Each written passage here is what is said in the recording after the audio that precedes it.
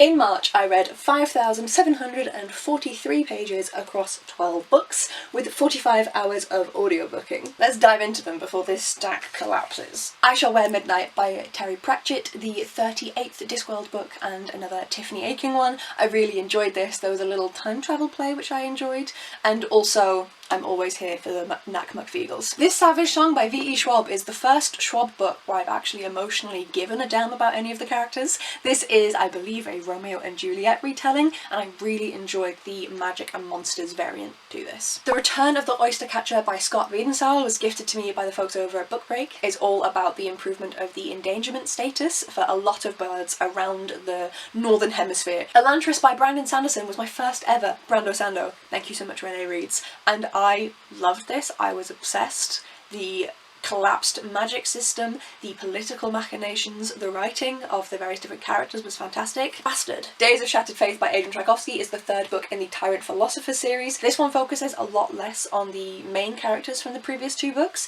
but was a very interesting look at the colonialism specifically in taking over an area and how it happens in this fantastical world. I read the Bible this month. I personally am not religious, but I was gifted this when I left my Church of England school when I was a child, so it's very nostalgic for me. This was definitely a difficult read.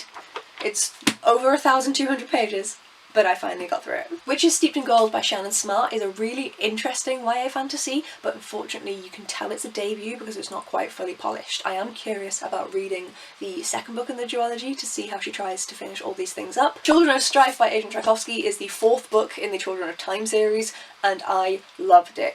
The humans trying to survive in space whilst accidentally creating sentient animals that they then have to inhabit this space with is essentially the theme of this series, and I love it. Tools for Life by Dr. Kirren Schnack. This is a non-fiction self-help book, and I am looking forward to going back through this now I've read it and actioning some of these bits. Girl, Woman, Other by Bernadine Evaristo is one that I was nervous to pick up, and I should not have been because I absolutely loved it. Every chapter is a different point of view, and the points of view slightly interlink with each other, which I adore. Then The Society of Unknowable Objects by Gareth.